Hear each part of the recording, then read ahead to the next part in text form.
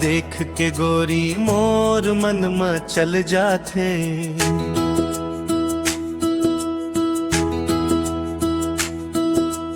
तोला देखत ही देख मोर दिल धड़कन बढ़ जाथे।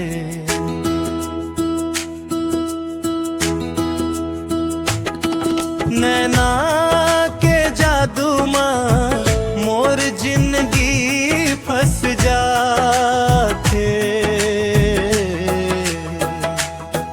तोर रूप ला देख के गोरी मोर मन में चल जाथे।